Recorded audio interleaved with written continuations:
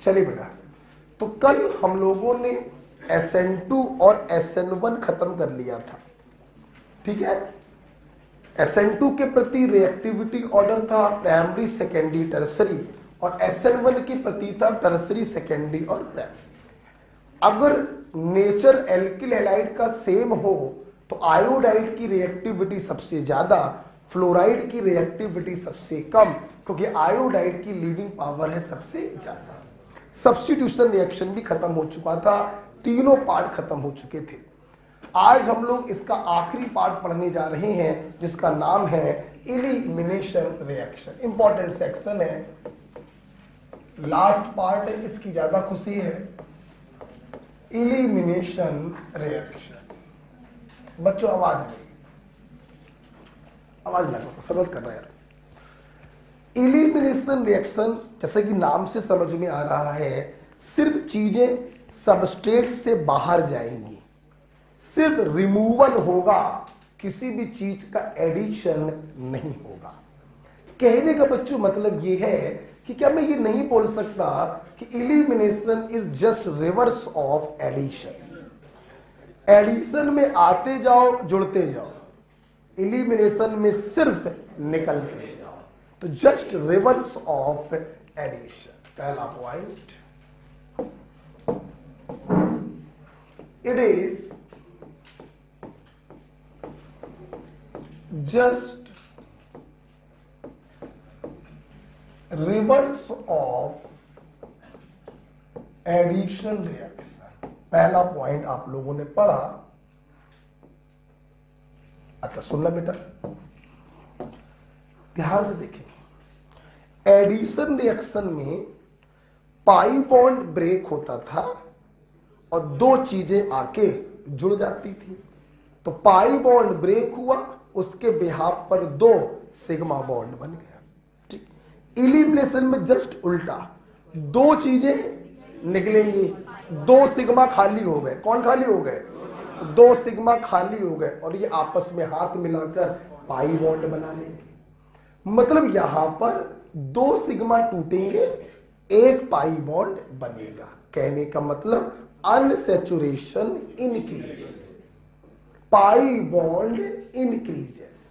तो अगर रिएक्टेंट हुआ sp3 तो प्रोडक्ट होगा sp2, और अगर रिएक्टेंट हुआ sp2 तो प्रोडक्ट होगा sp, क्योंकि पाई बॉन्ड की संख्या बढ़ रही है, अनसैचुरेशन बढ़ रहा है। राइट, तो यहां लिखेंगे हियर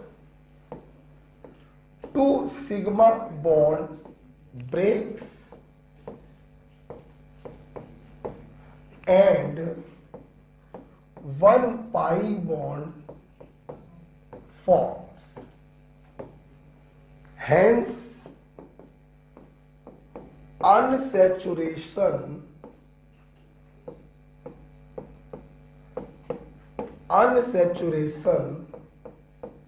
increases.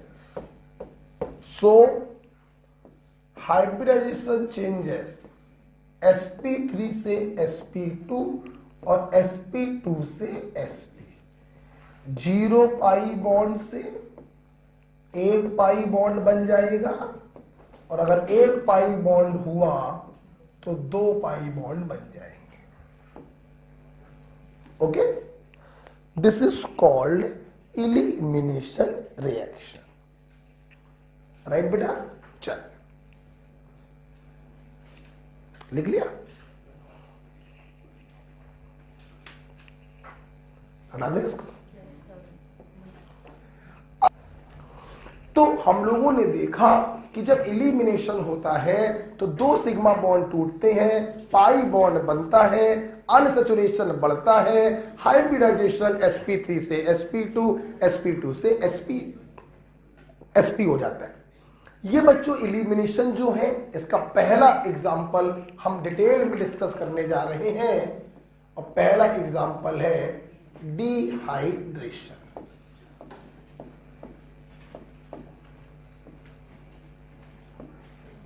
आइए, पहला एग्जाम्पल बेटा इसका है dehydration, removal of water from alcohol. Removal of water from alcohol. अच्छा, अभी अभी मैंने बोला, मैं फिर से बोल रहा हूं, जिस प्रकार से सब्स्टिट्यूशन रिएक्शन दो पाथ को फॉलो करती हैं, SN2 पाथ और SN1 पाथ, इलिमिनेशन भी दो पाथ को फॉलो करते हैं, E2 पाथ और E1 path. E2 path is photocopy of SN2 and E1 path is photocopy of SN1। जिस प्रकार से SN2 में कोई इंटरमीडिएट नहीं बनता, सिर्फ ट्रांजिशन स्टेट बनी थी, उसी प्रकार से E2 में कोई इंटरमीडिएट नहीं बनता, सिर्फ ट्रांजिशन स्टेट बनती है। जिस प्रकार से SN1 में कार्बोकेटायन इंटरमीडिएट बना था, उसी प्रकार से E1 में भी कार्बोकेटायन इंटरमीडिएट बनता है। राइट, आपको जान के खुशी होगी कि डिहाइड्रेशन हमेशा E1 पाथ को फॉलो करता है। लिखेंगे ऑलवेज फॉलो E1 पाथ लिख लो या मैकेनिज्म लिख लो, उससे कोई फर्क नहीं पड़ता। Always follow E1 path. ठीक, अब मेरी बच्चे ध्यान से देखें। देखिए बेटा, एक्चुअली में जो प्राइमरी अल्कोहल होता है, डिहाइड्रेशन कौन देते हैं? अल्कोहल। जो प्राइमरी अल्कोहल होते हैं, सच्चाई तो बेटा ये है कि वो E2 पाथ को फॉलो करते हैं। किसको? E2। लेकिन E2 पाथ के बाद भी जो एल्कीन बनती है, जो प्रोडक्ट बनता है, वो अल्टीमेटली E1 वाला ही बनता है। किसका वाला बनता है? E1। इसलिए हम लोग सीधे बोल देते हैं कि साला कोई भी अल्कोहल हो तो हमेशा क्या करवाना? E1 लगेगा। लेकिन सच्चाई क्या है? सच्चाई तो ये है कि प्राइमरी अल्कोहल का डिहाइड्रेशन E2 पाथ को होता है, परंतु फाइनल प्रोडक्ट बनेगा किसके अकॉर्डिंग? E1। तो हम लोग हमेशा कराते क्या है? E1। लेकिन जो सच्चाई है वो लिखवानी तो पड़ेगी, है ना? तो ब्रैकेट में लिखिए कि actually primary alcohol follow E2 path, but the final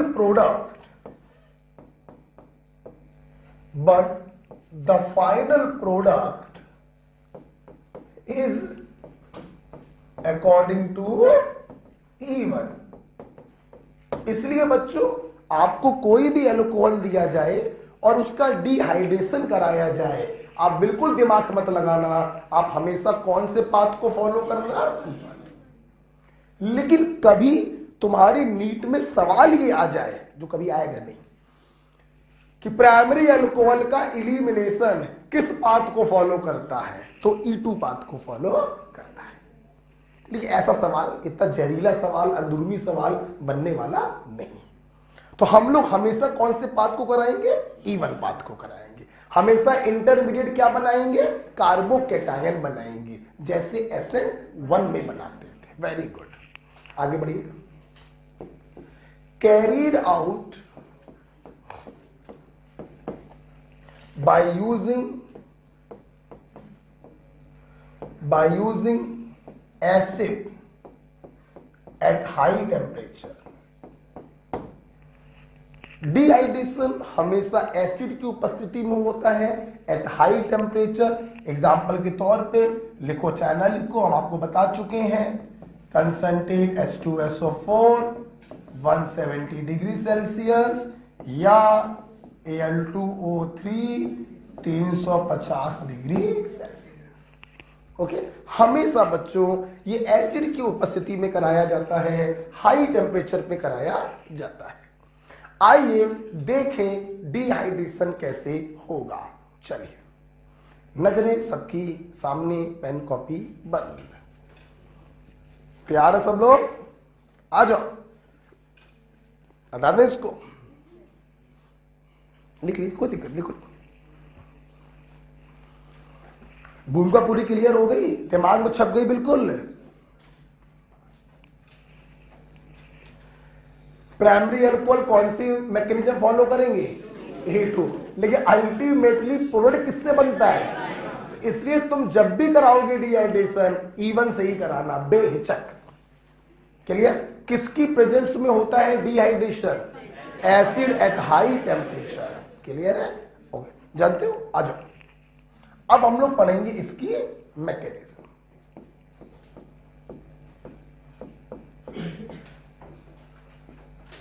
आज्ञा दीजिए तो हटा दें। आज्ञा दोगे? अच्छा ठीक है, हटा देते हैं। ठीक है, देखिए ना, ये रहा हमारा एल्कोहल। ठीक, आपने इसमें कंसंट्रेट H2SO4 डाला अराउंड 170 डिग्री सेल्सियस। बच्चों प्लीज साथ में देखो। सबसे पहले मैं अगर रफली बताऊं तो आप समझ ही गए होंगे, फंक्शनल ग्रुप जिस कार्बन पे लगा वो अल्फा, उसके बगल वाला कार्बन बीटा। अल्फा से हटेगा OH, बीटा से हटेगा H। वाटर बाहर चला गया, एक वैलेंसी इसकी फ्री हुई, एक वैलेंसी इसकी फ्री हुई, दोनों हाथ मिला लेंगी और आपकी एल्कीन बन जाएगी। किसी बच्चे को संदेह नहीं होगा। सवाल ये है कि ये काम कैसे हुआ गुरुवर, आप इसकी मैकेनिज्म बताइए। देखिए, सबसे पहले ये जो एसिड है कंसंट्रेट H2SO4, ये टूटकर आपको देगा H+।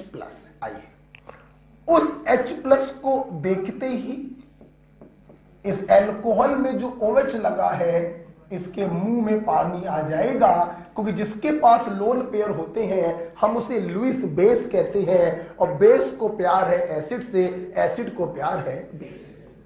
मेरी क्लास ये भी जानती है कि ये H+ इसके पास कैसे जाएगा, ये अपने लोन पेयर को इसको डोनेट कर देगा। This step is called protonation. बच्चों क्या कहते हैं? This step is called protonation. देखिए, जब प्रोटोनेशन हुआ तो OH ने जब प्रोटॉन को पकड़ा तो उस पर चार्ज आ गया प्लस। मेरी पूरी क्लास जानती है this is oxonium ion which is highly unstable, क्योंकि इलेक्ट्रोनेगेटिव ऑक्सीजन पर पॉजिटिव चार्ज आ गया। और दूसरा तुम लोग ये भी जानते हो कि water is a very good leaving group. दोनों रीजन है इसके। तो ये क्या करेगा, अपने आप को स्टेबलाइज करने के लिए, अपने पॉजिटिव चार्ज को खत्म करने के लिए दोनों बॉन्ड पेयर को लेकर वाटर के रूप में इलिमिनेट हो जाएगा। इसीलिए बच्चों इसे कहते हैं डिहाइड्रेशन। क्लियर? और यहां पे बेटा बन गया कार्बोकैटायन। बोलो हाँ या ना। देखते चलिए, पेन को भी बंद रखिए, सुनते रहिए। तो अगर हम ध्यान से देखें बच्चों, जब आप लोग कभी अपने एग्जाम में डिहाइड्रेशन कराएंगे तो आपको प्रोटोनेशन कराने की और फिर रिमूवल ऑफ वाटर को दिखाने की कोई जरूरत नहीं है। आप सिंपल OH को हटाइएगा और प्लस को लगाइएगा। हमेशा हमेशा सीधे करेंगे, OH को हटाओ प्लस को लगाओ। अब जिस पर प्लस है आप उसे बोलेंगे अल्फा और उसके बगल वाले को बोलेंगे बीटा। हो सकता है बच्चों कि ये प्लस रीअरेंज होकर किसी दूसरे कार्बन पे चला जाए, तो जिस पर भी प्लस जाएगा तुम उसी को बोलोगे अल्फा और उसके बगल वाले को बोलोगे बीटा। Got it? क्या आप अपने एग्जाम में ऐसे दो स्टेप दिखाएंगे क्या? आप सीधे बोलो, सीधे बोलो, OH हटाओ प्लस लगाओ। हो सकता है ये प्लस रीअरेंज होके किसी दूसरे कार्बन पे चला जाए, तो जहां पर भी जाएगा उसको अल्फा बोलेंगे और अगल बगल वाले को बीटा बोलेंगे। कोई प्रॉब्लम नहीं? आप सुनना बेटा, जब बच्चों इसने H+ दिया, प्रोटोनेशन कराया, तो ये किस में बदल गया? HSO4-। HSO4- is a base. वो बेस देखो बच्चों क्या करेगा, ये जो बेस बचा HSO4-, आप देखिए बच्चों ये बेस क्या करने वाला है, हम इसके बीटा H को ऐसे दिखा दे रहे हैं। देखिए, जैसा कि आपको मालूम है बेस को क्या चाहिए, H प्लस। क्या चाहिए? ये इस बीटा H को प्लस के रूप में निकालेगा। प्लस के रूप में निकालने का मतलब है ये दोनों बॉन्ड पेयर इसी कार्बन पे छूट गए, मतलब इस कार्बन पे निगेटिव आ गया, तो ये निगेटिव ये कार्बन बगल वाले पे पटकेगा। आपको याद होना चाहिए अगर कार्बोकेटायन के बगल में कोई लोन पेयर कंटेनिंग एटम है तो वो लोन पेयर तुरंत डीलोकलाइज हो जाता है। जब इसने H प्लस को निकाला ये H2SO4 में वापस से बदल गया और यहां पर बीच में एक पाई बॉन्ड आ गया। आपका प्रोडक्ट आपके सामने है। The first step of dehydration is protonation and the last step of dehydration is deprotonation। बच्चों बोलो क्या है? D.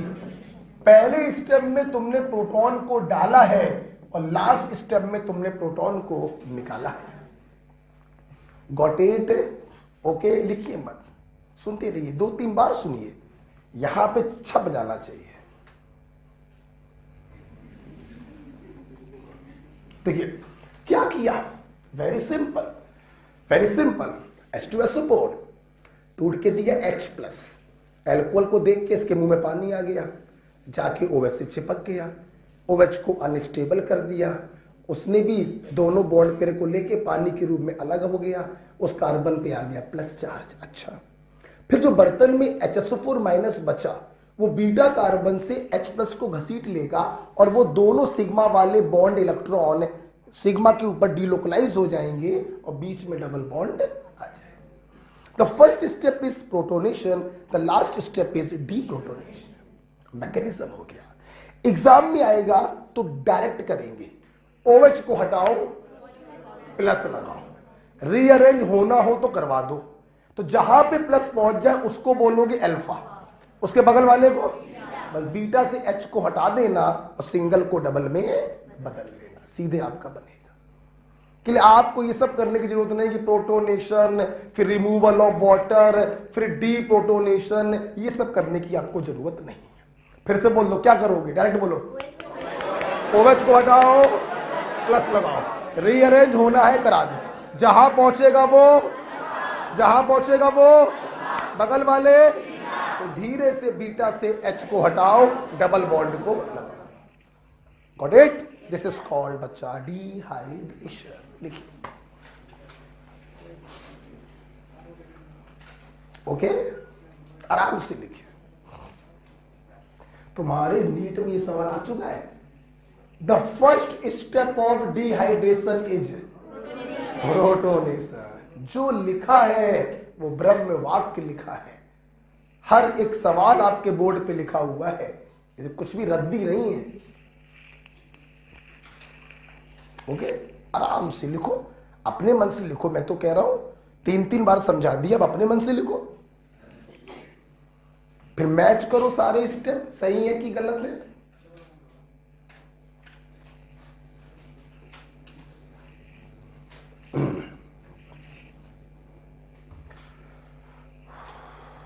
Dehydration, removal of water from alcohol।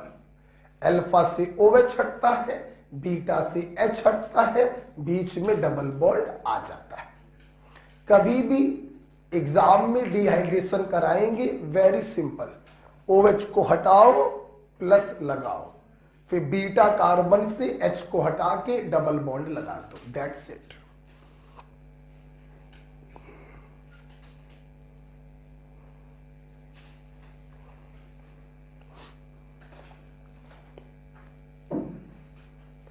कौन सा एल्कोहल बेटा E2 पाथ फॉलो करता है? लेकिन तुम कराओगे हमेशा क्या? क्यों? क्योंकि प्राइमरी में भी E2 के बाद भी फाइनल प्रोडक्ट बनेगा E1 वाला ही, इसलिए आप ओवरऑल हमेशा कराया क्या करिए? E1 पाथ, हमेशा E1 पाथ कराइए, कार्बोकेटायन को बनाइए। अच्छा, जब ये मैकेनिज्म हो जाती है तो यहां पे कुछ पॉइंट हम बताना चाहेंगे। जैसे पॉइंट नंबर 1, बताए बेटा पॉइंट है, चलो देख लो जरा। तुम इतनी रिक्वेस्ट कर रहे हो तो बता दे रहे, मेरा मन तो नहीं था। पहला point, this is a beta elimination. पहला पॉइंट देखिए, this is a beta elimination. ये बीटा इलिमिनेशन क्यों कहते हैं इसको देखिए, एक ग्रुप अल्फा से निकलता है और दूसरा ग्रुप बीटा से निकल रहा। जब निकलने वाले दोनों ग्रुप डिफरेंट कार्बन से निकलते हैं तो इस प्रकार के इलिमिनेशन को हम बीटा इलिमिनेशन कहते हैं। बोलो क्या कहते हैं? बोलो क्या कहते हैं? बीटा। बीटा भी बोल सकते हो और 1-2 इलिमिनेशन भी बोल सकते हो। क्या बोल सकते हो? 1-2 इलिमिनेशन भी बोल सकते हो, नो डाउट, कोई प्रॉब्लम नहीं है।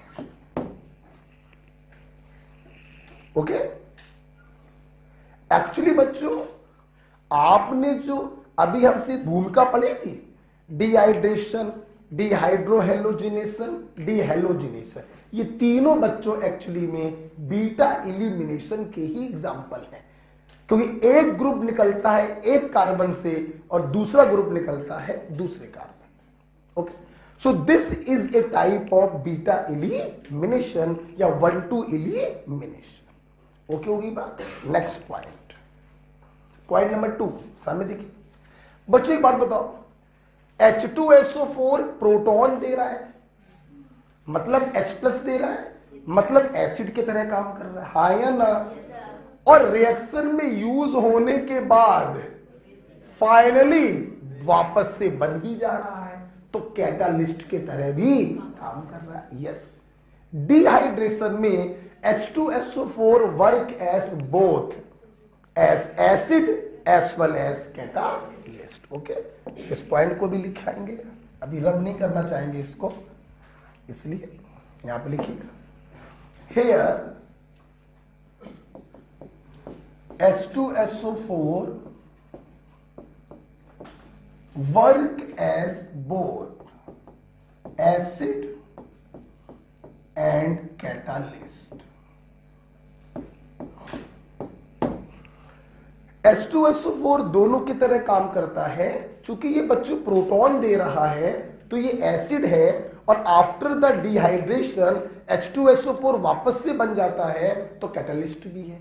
किसी बच्चे को ये संदेह तो नहीं कि वापस से कहां बन रहा है? अबे जब HSO4 माइनस H+ को लेगा तो क्या बनेगा? H2SO4 ही तो बनेगा। क्लियर हो गया बेटा पॉइंट? अच्छा, हटा दें इसको। तो this is a type of beta elimination या 1-2 elimination, and H2SO4 work as both acid and catalyst. ठीक है, चलिए हटाए। कौन है? हाँ, आपने कहा जैसे वो स्टेबल होने के लिए उधर शिफ्ट हो जाता है। कौन? प्लस यहां पर। हाँ, जहां पर भी प्लस पहुंचेगा उस कार्बन को आप अल्फा ही बोलेंगे और उसके अगल बगल वाले को बीटा बोलेंगे। यहां पे मैंने रीअरेंजमेंट करवाया नहीं है क्योंकि मैंने अननोन एल्कोहल लिया है। जब नोन एल्कोहल होगा तो आप कराएंगे रीअरेंजमेंट। तो जहां पे प्लस पहुंचेगा बेटा तुम उसको अल्फा बोलोगे और उसके अगल बगल वाले को बीटा बोलोगे, फिर बीटा से तुम H को हटाओगे और एल्कीन को बनाओगे। ठीक है, अभी एग्जांपल आएंगे तो और अच्छा लगेगा। ठीक है, अभी पॉइंट्स देख लीजिए आप। अच्छा, हटा दें। अब सुनना, हम लोगों ने बच्चों देखा जब भी हम लोग अल्कोहल का डिहाइड्रेशन कराते हैं, सिंपल बेटा OH को हटाओ, प्लस लगाओ। रीअरेंजमेंट होना है, करा दो। जिस कार्बन पे प्लस पहुंचेगा उसको देंगे अल्फा, बगल वाले को बीटा। बीटा से H हटाओ, पाई बॉन्ड लगाओ, आपका प्रोडक्ट आपके सामने। कोई प्रॉब्लम नहीं? अच्छा सुनना, अब हमारे सामने अगला पॉइंट ये आ रहा है कि सर अगर बीटा कार्बन एक से ज्यादा हो तो हम लोग किस बीटा कार्बन से डी प्रोटोनेशन कराएं और पाई बॉन्ड को लगाएं। यस बेटा, अगर बीटा कार्बन एक से ज्यादा है तो किस बीटा कार्बन का डी प्रोटोनेशन कराएं, ये डिसाइड होता है सैडजेफ रूल से। किससे? सैडजेफ रूल को जेटसेव रूल भी कहते हैं। बोलो क्या? आइए अगला पॉइंट हमारा यही है, if more than one beta carbon then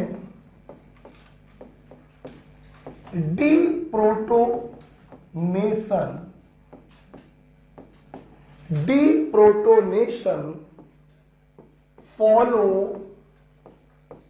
Sadzef rule।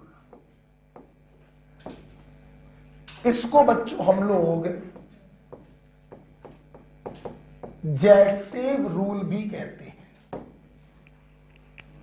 अगर बीटा कार्बन एक से ज्यादा होंगे तो डी प्रोटोनेशन सैडजेफ रूल से कराएंगे, और सैडजेफ रूल बच्चों कहता है पुअर बीकम पुअर, गरीब को और गरीब बना दो।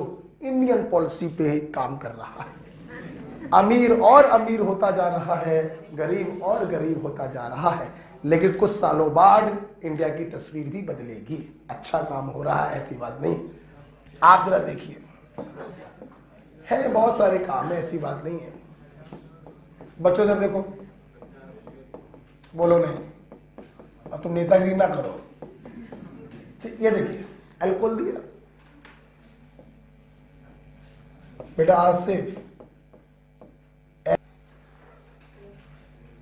हमारे स्टूडेंट भली भांति हमसे परिचित है। OH को हटाओ, प्लस लगाओ, रीअरेंजमेंट की कोई पॉसिबिलिटी है? अब जिस पे प्लस आए बेटा हितेंद्र वो अल्फा, और अगल बगल वाले। अब आप लोग बताइए, बीटा कार्बन एक से ज्यादा हो गए। अब सवाल है, बोलो नहीं, इससे H हटाया तो डबल यहां आएगा, इससे H हटाया डबल यहां आएगा। किससे H हटाए? जिसके पास हाइड्रोजनों की संख्या कम, जिसके पास हाइड्रोजन कम हो उसी से हाइड्रोजन हटा दो, गरीब को और गरीब बना दो। राइट वाले के पास H की संख्या कम है, इसको हटाओ और यहां पे डबल बॉन्ड लगाओ। ये देखिए, बोलो नहीं बेटा, बोलो नहीं। This is the major product. और बच्चों इस मेजर प्रोडक्ट को हम लोग कभी कभी रूल के नाम पर नाम दे देते हैं सैडजेफ प्रोडक्ट। बेटा बोलो क्या बोलते हैं? सैडजेफ। आप जानते हैं बच्चों, मेरे पास जगह नहीं है, आप इसी के आगे लिखिएगा। अगर आपने सैडजेफ के अपोजिट काम किया, गरीब से H ना हटाकर अमीर से H हटाया, तो ये बेटा होगा माइनर प्रोडक्ट। बोलो क्या होगा? और हम लोग अपनी ऑर्गेनिक केमिस्ट्री में हमेशा क्या बनाते हैं? मेजर। मेजर प्रोडक्ट को जहां बच्चों तुम लोग सैडजेफ प्रोडक्ट कहते हो, माइनर प्रोडक्ट को बच्चों हम लोग हॉफमैन्स प्रोडक्ट कहते हैं। बोलो बच्चों क्या कहते हैं? हॉफमैन्स प्रोडक्ट कहते हैं। क्लियर? अच्छा, सुनते रहेंगे, बहुत सारी बातें हैं अभी। इस पॉइंट से कुछ और भी सीख लो। बताए तो अगर बीटा कार्बन एक से ज्यादा है तो आप सैडजेफ रूल से मेजर प्रोडक्ट बनाएंगे, गरीब से हाइड्रोजन को हटाएंगे और मेजर एल्कीन को बनाएंगे। सुनते रहिए। सवाल बच्चों ये आया कि हर रूल के पीछे कोई कॉन्सेप्ट होता है, कोई लॉजिक होता है। आखिर सैडजेफ ने ये क्यों कहा कि जिसके पास हाइड्रोजन कम है वहीं से हाइड्रोजन हटाइए? आप सामने देखिए, समझ में आ जाएगा। यहां से बच्चों जो एल्कीन बन रही है वो डाई सब्स्टिट्यूटेड बन रही है, और उसके अपोजिट काम करने पर जो एल्कीन बन रही है वो मोनो सब्स्टिट्यूटेड बन रही है। आप जो जानते हैं मोर substituted alkene is more stable. तो सेल्ज़ियम रूल ये क्यों कहता है कि गरीब से H हटाओ, क्योंकि ऐसा करने पर मोर स्टेबल एल्कीन बनती है। और बच्चों, मेजर प्रोडक्ट हमेशा मोर स्टेबल प्रोडक्ट ही होता है। इसीलिए बेटा Saytzeff product is the major product and Hofmann product is the minor product. Got it? यहां लिखिए मोर सब्स्टिट्यूटेड, लिखिए जो हम बोल रहे हैं, यहां लिखिए more substituted hence more stable. More substituted hence more stable, लिख लिया। और हॉफमैन के नीचे लिखिए, क्या लिखोगे? Less substituted hence less stable. ठीक है। सेल्ज़ियम के नीचे लिखिए more substituted hence more stable. Hofmann के नीचे लिखिए less substituted hence less stable. Got it? Okay, last point, last point खत्म नहीं हुआ, ये लास्ट बनाओ। देखो क्या, अगर बच्चों जो मेजर प्रोडक्ट बन रहा है, अगर वो ज्योमेट्रिकल आइसोमेरिज्म शो कर सकता हो, जैसे ये एल्कीन ज्योमेट्रिकल आइसोमेरिज्म शो कर सकती है, इस कार्बन से लगे दोनों ग्रुप डिफरेंट हैं और इस कार्बन से लगे भी दोनों ग्रुप डिफरेंट हैं। अगर major product Saytzeff product geometrical isomerism show कर सकती है, मतलब ये ट्रांस में भी हो सकती है, सिस में। जल्दी बता दो, ट्रांस और सिस में ज्यादा स्टेबल कौन? तो ध्यान रखना, ट्रांस वाला मेजर होगा, सिस वाला मेजर नहीं होगा। मतलब मेजर में भी मेजर कौन? ट्रांस। सिस वाले को मेजर नहीं कहेंगे। इसी के नीचे लिखिए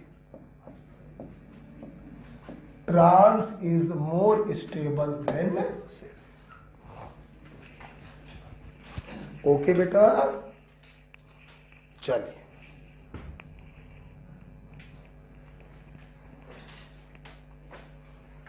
ठीक है, आ जाओ, चलो आ जाओ। चलिए, सबके बोलने की बारी आ गई है।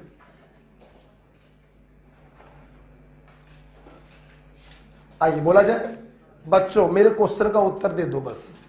Dehydration, removal of from formation of unsaturation, unsaturation pi bond, pi bond hybridisation changes sp3 से। Next point, dehydration carried out by using acid at high temperature like concentrated H2SO4 170 degree Celsius, Al2O3 350 degree Celsius. बेटा E1 path या E2? Primary वाला, but final product is according to reaction intermediate, reaction intermediate, reaction intermediate. बच्चों तुम्हारे exam में अगर dehydration आएगा तो मैक्रिज्म नहीं करोगे, सीधे बोलो OH को हटाओ, प्लस को लगाओ। रीअरेंजमेंट होना है तो करा दो। जिस कार्बन पे प्लस होगा वो अल्फा, बगल वाले फिर सेल्ज़ियम रूल लगाकर H को हटाएंगे, डबल बॉन्ड को लगाएंगे। सेल्ज़ियम रूल लगाकर H को हटाएंगे, डबल बॉन्ड को लगाएंगे। क्लियर? ये साला सेल्ज़ियम रूल क्या है?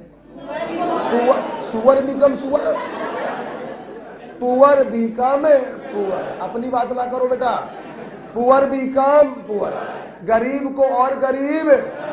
यार हर कॉन्सेप्ट के पीछे कोई लॉजिक होता है ना। तो अगर इन्होंने ऐसा बोला तो ऐसा क्यों बोला? कि ऐसा करने पर मोर सब्स्टिट्यूटेड एल्कीन बन रही है और more substituted alkene is more stable alkene. Is it clear? अगर major product geometrical isomerism show करे तो मेजर क्या होगा? मेजर क्या होगा? क्लियर हो गया? ओके हो गई बात? अच्छा आइए आगे बढ़ते हैं, आगे बढ़ते हैं। सेल्ज़ियम रूल भी भाई हमारा हो गया, आगे बढ़ा जाए। चलिए नेक्स्ट पॉइंट, जैसे कि आप देख रहे हैं क्या हो गया, जैसे कि आप देख रहे हैं कि कार्बोकेटाइन इंटरमीडिएट है, इसलिए अगला पॉइंट समझ गए होंगे। हाँ, as carbocation is reaction intermediate, hence बोलो बच्चों, रीअरेंजमेंट में टेक्स प्लेस। हमेशा हो, ये जरूरी नहीं होता है। रीअरेंजमेंट में टेक्स प्लेस। ओके, आइए एक एग्जाम्पल करके मैं दिखाता हूं आपको। एक एग्जाम्पल करके मैं दिखा रहा हूं, आपस में बोला मत करो।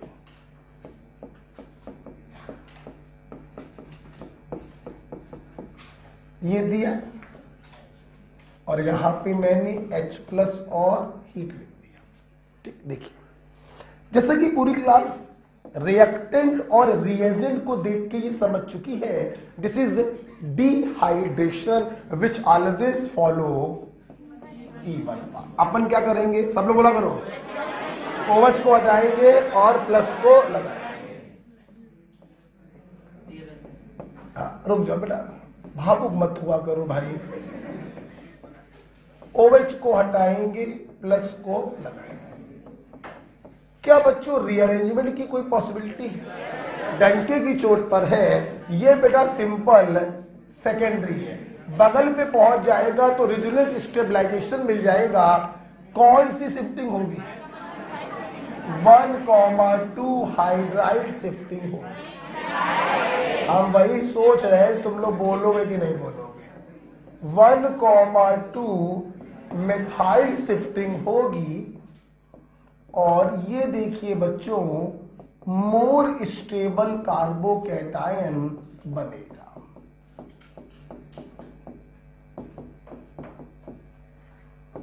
बोलो हाँ या ना? जैसा कि मेरे छात्र जानते हैं, जहां पे प्लस आता है उसी को क्या बोलते हैं? अल्फा। बच्चों बीटा कार्बन ये भी है, बीटा कार्बन ये भी है, लेकिन आपको मालूम है इस बीटा पर हाइड्रोजन नहीं होगा।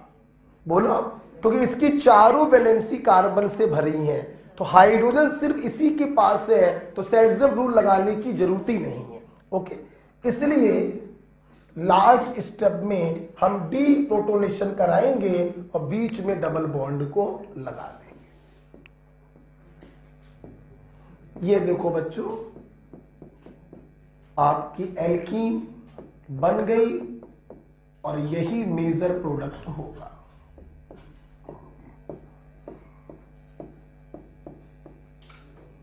ये हमने क्या कराया है? D protonation. ठीक है, बीटा कार्बन तो भले एक से ज्यादा है, लेकिन सेट्ज़म रूल लगाने की जरूरत ही नहीं पड़ पाई, क्योंकि बीटा हाइड्रोजन सिर्फ एक ही कार्बन के पास है। ठीक है, तो ये देखिए हमने एक रीअरेंजमेंट का क्वेश्चन कराया।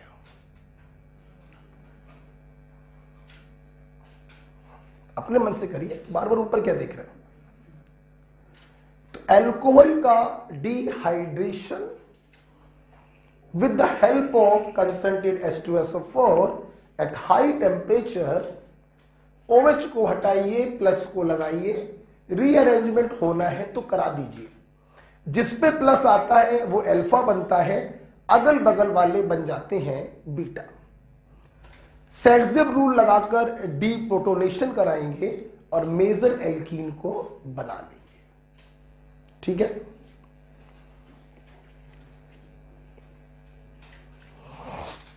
हटा दें इसको।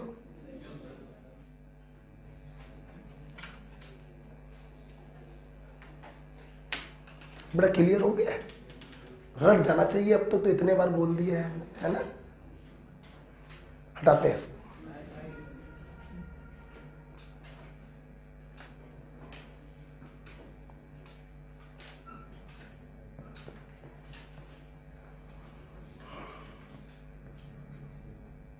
हटाए, चल ओके, बचने देखिए, बोलो नहीं। तो क्या ये पूरी भूमिका डिहाइड्रेशन की क्लियर हो गई आपको? अच्छा, अब हम अगले पॉइंट की तरफ जा रहे हैं। अगला बेटा पॉइंट है reactivity of alcohol towards dehydration. ऐसे बताने की जरूरत नहीं है, समझ गए होंगे। डिहाइड्रेशन इवन मैकेनिज्म को फॉलो कर रहा है, रिएक्शन इंटरमीडिएट कार्बोकेटायन है, so it is directly proportional to stability of, बोलो बच्चों, कार्बोकेटायन। जानते हो बेटा, जो लाइक फेवर लाइक वाली टेक्निक है वो एडिशन और सब्स्टिट्यूशन के लिए है। इलिमिनेशन में तो कुछ लिखा ही नहीं होता है कि इलेक्ट्रोफिलिक या न्यूक्लियोफिलिक, तो यहां पे लाइक फेवर लाइक नहीं लगाएंगे, कॉन्सेप्ट से करेंगे। जो जितना स्टेबल कार्बोकेटायन बनाएगा उसका रिएक्टिविटी डिहाइड्रेशन के प्रति उतनी ज्यादा होगी। जैसे पहला question, tertiary alcohol, secondary alcohol, और ये रहा बच्चों प्राइमरी अल्कोहल। बोलिए नहीं बेटा, सबको मालूम चल गया है। टर्सरी, सेकेंडरी और प्राइमरी। चलिए बोलिए, OH को हटाएंगे, प्लस लगाएंगे। टर्सरी अल्कोहल से बनेगा टर्सरी कार्बोकेटायन, सेकेंडरी अल्कोहल से बनेगा सेकेंडरी कार्बोकेटायन, और प्राइमरी अल्कोहल से बनेगा प्राइमरी कार्बोकेटायन। जो जितना स्टेबल कार्बोकेटायन बनाएगा उसकी डिहाइड्रेशन के प्रति रिएक्टिविटी उतनी ही ज्यादा होगी। ओके, रिएक्शन मैकेनिज्म पार्ट 1 बिना पढ़े पार्ट 2 को पढ़ने के बारे में सोचना भी मत, वरना बेफालतू में सपने में पैरालिसिस हो जाएगा। ठीक है, तो आपने देखा टर्सरी अल्कोहल सबसे ज्यादा रिएक्टिव होगा, प्राइमरी अल्कोहल सबसे कम रिएक्टिव होगा। जो जितना स्टेबल इंटरमीडिएट बनाएगा उसका रिएक्टिविटी उतना ज्यादा होगा। ठीक है, नेक्स्ट। और अभी एक दो एग्जांपल दे रहे हैं, लिख लिया? अब तो ऐसा कोई नया नहीं है, साथ में लिखते रहिए, कोई नई चीज आएगी तो बता देंगे। ठीक है,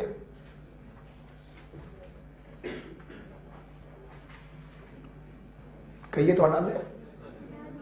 ओके, चलिए और देखिए बेटा, दूसरा एग्जांपल बेटा अल्कोहल का मैंने आपको ये दिया बेटा।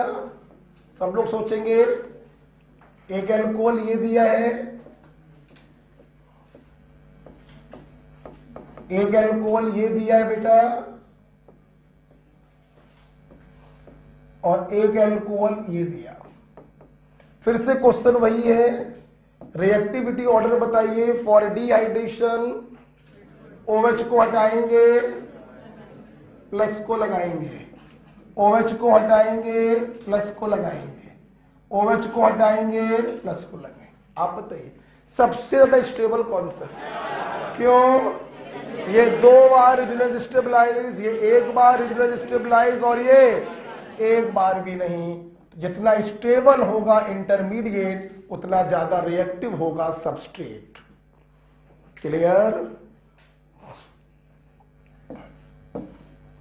कॉन्फिडेंस के लिए एक और लिख लीजिए,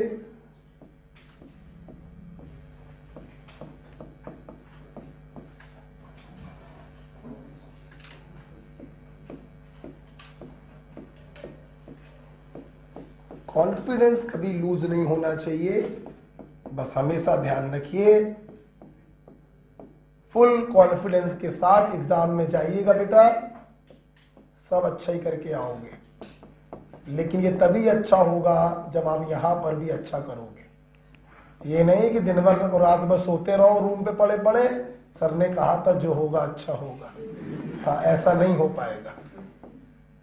पढ़ते रहिए, जुटे रहिए, मेहनत करते रहिए। यस, अब तक आंसर देना चाहिए था। मोस्ट रिएक्टिव बोलो बे, अब जोर से बोल लो मेरे भाई। ओ में छटाया प्लस लगाया, यहां लगा है माइनस आ, कार्बोकेटाइन की स्टेबिलिटी को घटाया। ओ में छटाया प्लस लगाया, ओके, ओ में छटाया प्लस लगाया, ये लगा प्लस आ, स्टेबिलिटी को। तो इंटरमीडिएट जितना ज्यादा स्टेबल होता है सबस्ट्रेट की रिएक्टिविटी उतनी ज्यादा होती है। ठीक है, अभी भी क्लियर नहीं हुआ? हो गया तो बहुत पहले ही हो गया था, आप जबरदस्ती घुस रहे हो। हम लोग क्लियर हो चुका है, क्यों पीले पड़े हो आप? नहीं, हमारी आदत है थोड़ी सी, हाँ, हमारी आदत है, वो क्या करें, मजबूर है थोड़ा।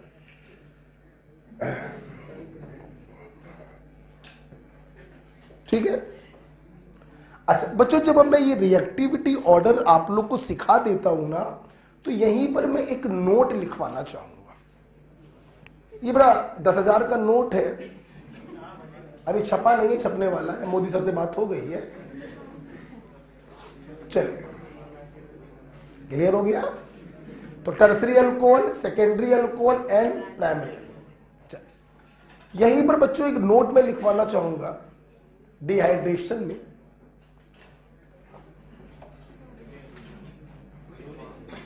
हटा दे, हटा दे, चलो अब छू लो मत बोला करो, है ना, अभी पढ़ाने में मन नहीं लगता है। इधर देखिए, एक नोट, सुनो मेरी बात, एक नोट, क्या लिखो सब, aldol oblique ketol, aldol oblique ketol. देखिए, ये शब्द दो चीजों से मिलकर बने, एल्ड ऑल, कीट ऑल। एल्ड मीन से एल्डिहाइड, कीट मीन से कीटोन, ऑल मीन से OH।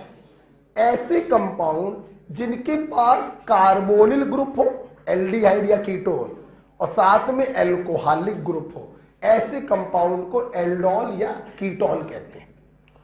अगर कार्बोनिल ग्रुप एल्डिहाइड के फॉर्म में है तो एल्डोल बोल देना, और कीटोन के फॉर्म में है तो कीटोल बोल देना। ठीक है, आपको ये तो मालूम होगा, ये होता है कार्बोनिल ग्रुप, है ना, दोनों हाथों पे R लगा दिया तो कीटोन बन गया, और एक हाथ पे R, एक हाथ पे H, तो एल्डिहाइड, है ना। अच्छा, तो एल्डोल ऑब्लिक कीटोल, ब्रैकेट में लिखो, ये होते क्या है, लिखो ब्रैकेट में, बीटा हाइड्रोक्सी कार्बोनिल कंपाउंड। अभी दिखाई पड़ेगा थोड़ी देर में, आगे लिखिए, aldol oblique ketol are highly reactive for dehydration.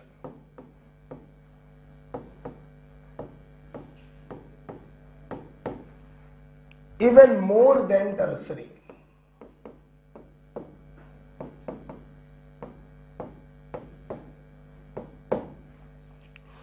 Aldol और कीटोल जो होते हैं ये बहुत ज्यादा रिएक्टिव होते हैं डिहाइड्रेशन के प्रति।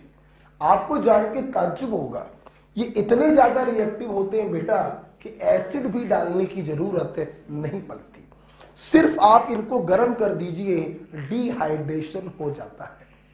क्लियर? देखिए जरा, देखिए सब सामने देखिए,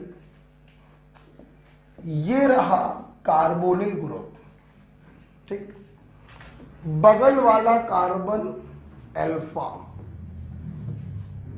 उसके बगल वाला कार्बन बीटा, और बीटा पे लगा दो OH। अब देखिए, बीटा हाइड्रोक्सी कार्बोनिल कंपाउंड, यही बच्चों कहलाते हैं एल्डोल और कीटोन। ये बच्चों बहुत ही ज्यादा रिएक्टिव होते हैं, इतने ज्यादा रिएक्टिव होते हैं कि आपको एसिड भी डालने की कोई जरूरत नहीं पड़ती, सिर्फ गर्म कर दोगे वाटर निकल जाता है। वाटर कैसे निकलता है? वाटर निकलता है अल्फा बीटा पोजीशन से। क्लियर? बीच में एक बॉन्ड आ गया। देखिए हुआ क्या, आखिरकार ये इतने ज्यादा रिएक्टिव क्यों होते हैं? अब ये देखिए, ये इतने ज्यादा रिएक्टिव इसलिए होते हैं क्योंकि जो प्रोडक्ट बनता है वो रेजोनेंस स्टेबलाइज है, डबल सिंगल डबल। तो एल्डोल और कीटोन की इस हाई रिएक्टिविटी का रीजन है बनने वाले प्रोडक्ट की स्टेबिलिटी। इतना स्टेबल प्रोडक्ट बन गया है due to conjugation, it is highly reactive for dehydration. Acid डालने की भी जरूरत नहीं पड़ती है, सिर्फ गर्म कर दो और ये बन जाता है। इस प्रोडक्ट का नाम क्या है? तो नाम आप जरा देखिए, ये कार्बोनिल ग्रुप, बगल वाला उनके बगल वाला, और अल्फा और बीटा के बीच में पाई बॉन्ड है, मतलब दिस इज अनसैचुरेटेड। तो नाम दो क्या बना?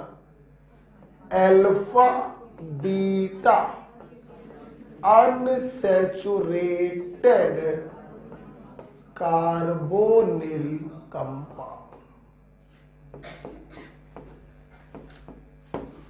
ओके, तो एल्डोल और कीटोन में डिहाइड्रेशन बहुत जल्दी से होता है क्योंकि बनने वाला जो प्रोडक्ट है वो रेजोनेंस के द्वारा स्टेबलाइज्ड है। ध्यान रखिएगा, अल्फा बीटा पोजीशन से वाटर निकलता है और बीच में पाई बॉन्ड आ जाता है। ठीक है, जब तक लिख रहे हो तब तक बोलते रहेंगे। एल्डोल और कीटोन कहते किसको है? Beta hydroxy carbonyl compound. किसे कहते हैं? Beta hydroxy carbonyl compound. ये इतने ज्यादा रिएक्टिव डिहाइड्रेशन के प्रति क्यों होते हैं? क्योंकि बनने वाला प्रोडक्ट रेजोनेंस स्टेबलाइज्ड होता है। ओके, ठीक है। देखिए, इसके ऊपर एक क्वेश्चन पूछा गया था, तो वो क्वेश्चन देखिए,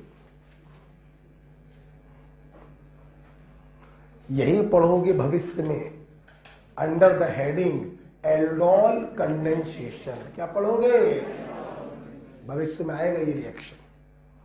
ठीक है, देखिए इसके ऊपर एक क्वेश्चन पूछा गया है, सवाल देखिएगा।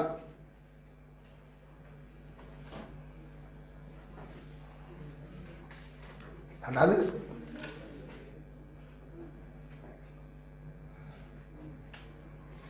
पढ़ाई कर रहे हो तुम लोग, पढ़ते रहिए बेटा। वैसे एग्जाम तो तुम लोग का 1000% जून में होगा, 1000%। लेकिन हम लोग जून को लक्ष्य नहीं बनाए, हम लोग तो मई को बनाए। लेकिन एग्जाम बच्चा आपका जून में होगा क्योंकि सीबीएसई के जो बोर्ड एग्जाम्स हैं वो अब मार्च में चले गए कि फरवरी में, फरवरी लास्ट में है, नहीं मार्च में, तो एक्सटेंड हो गए। जिस टाइम पर होते थे उससे 1 महीना एक्सटेंड हो गया। अब बोर्ड के एग्जाम अगर एक्सटेंड हो गए तो आपका वो भी मान लीजिए नीट भी एक्सटेंड होगा। आईआईटी की भी डेट आ गई है शायद, तो 4 बार हो रहा है ना। तो डेट तो आपकी बढ़ेगी, लेकिन हम लोग अपनी पूरी ताकत मई के लिए झोंक देंगे। कोर्स खत्म भी करना है मई से पहले और रिवीजन भी करना है मई से पहले।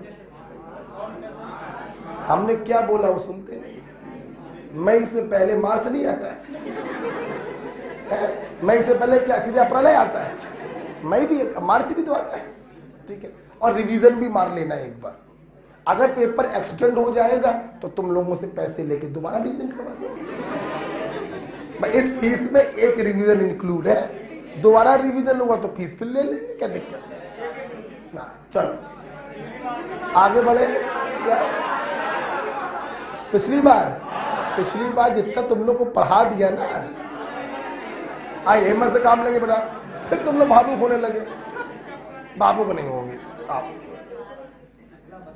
इसके ऊपर एक क्वेश्चन कर लेते हैं, आवाज नहीं, एक क्वेश्चन करते हैं। मोस्ट रेडली डिहाइड्रेटेड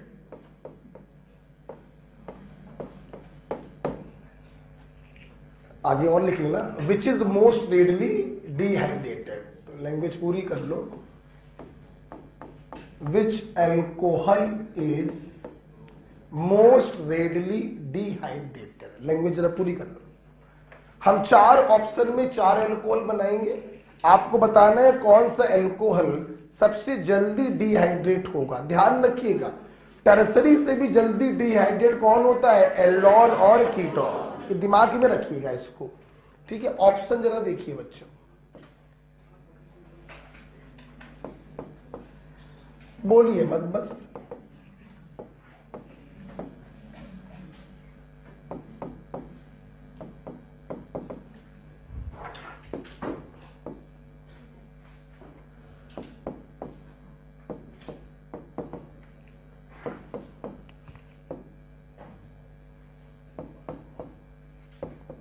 आंसर आ जाना चाहिए। बोलो बोलो, क्यों सी वाला? It is a beta hydroxy carbonyl compound. ये रहा कार्बोनिल, बगल वाला अल्फा, उसके बगल वाला बीटा, मतलब this is a beta hydroxy carbonyl compound, most readily dehydrated होगा और डबल बॉन्ड यहां पर आएगा। अल्फा बीटा से ध्यान रखिएगा पानी निकलता है और डबल बॉन्ड यहां पर आएगा जो कंजुगेटेड स्टेबलाइज्ड हो जाएगा। ठीक है बेटा। जबकि नेचर वाइज अगर देखें तो ये भी सेकेंडरी अल्कोहल है, ये भी सेकेंडरी अल्कोहल है। सारे अल्कोहल अगर आप ध्यान से देखें तो वो सेकेंडरी है। इसलिए इनकी स्टेबिलिटी को कैसे रिएक्टिविटी को कैसे चेक किया? With the help of aldol और कीटोन। ठीक है, जब मेरे बच्चे बताएं ये एल्डोल है या कीटोन है?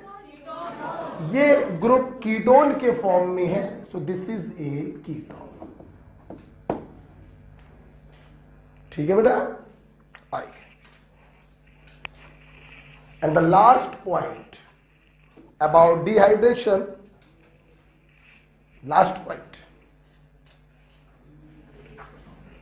बताए। देखिए बेटा, सब क्लियर हो गया सबको? देखिए एक लास्ट पॉइंट बेटा है, ध्यान सुनिएगा सब लोग। बेटा वो कौन सा एल्कोहल है जिसमें डिहाइड्रेशन एक्चुअली में E2 एलिमिनेशन होता है? अगर E2 एलिमिनेशन हुआ तो फिर कार्बोकेटायन नहीं बनेगा। वो अलग बात है, वो अलग बात है कि फाइनल प्रोडक्ट E1 वाला बनता है और हम लोग हमेशा E1 करवाते हैं। लेकिन बच्चों है तो बेटा वो E2, क्या है बेटा? E2, और E2 में कार्बोकेटायन बन नहीं सकता। E2 is photocopy of SN2, यहां पर तो ट्रांजिशन स्टेट बनती है।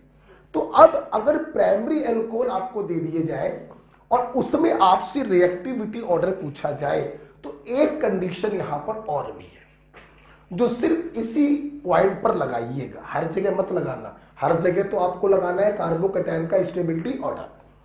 लेकिन एक बात ध्यान रखिएगा, in case of primary alcohol reactivity also depends on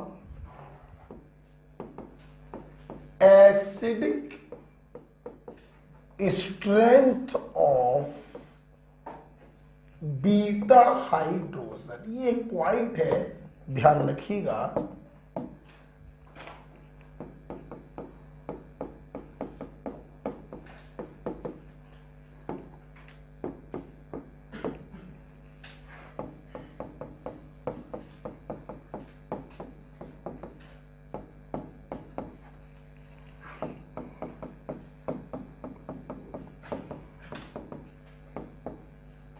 इसको देखिए, बहुत ही सिंपलेस्ट एल्कोहल दिया गया है। 2 कार्बन का एल्कोहल सिंपल दिया गया है, बहुत ही सिंपलर एल्कोहल है विद प्राइमरी एल्कोहल। बोलो हाँ या ना? अब यहां पर अगर रिएक्टिविटी आपसे पूछी जाए तो आप क्या करिएगा, फिर बीटा हाइड्रोजन की एसिडिक स्ट्रेंथ से देखिएगा। क्लियर? क्यों? क्योंकि एक्चुअली में इसने E1 को फॉलो ही नहीं किया होगा।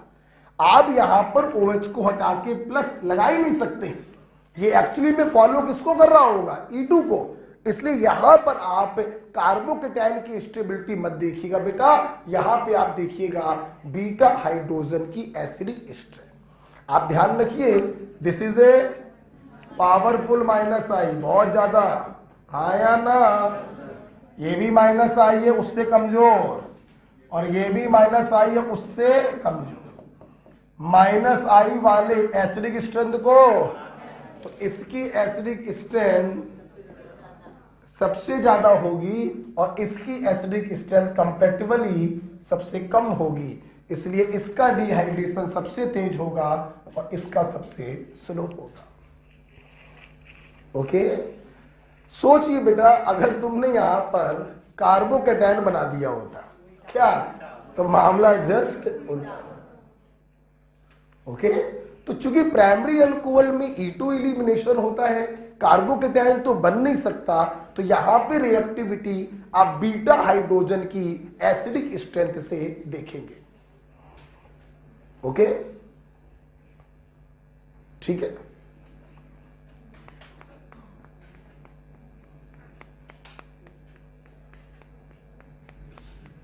सिर्फ इसी जगह पे लगाइएगा बेटा।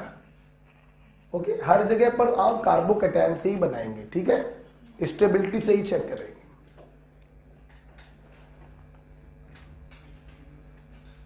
हटा दे, ठीक है, बताते नहीं हो तुम लोग। चलिए, तो इस प्रकार से डिहाइड्रेशन क्या हो गया, पहला इलिमिनेशन था डिहाइड्रेशन। थोड़ा सर दर्द कर रहा है मेरा, और जल्दी छोड़ दे रहे हैं।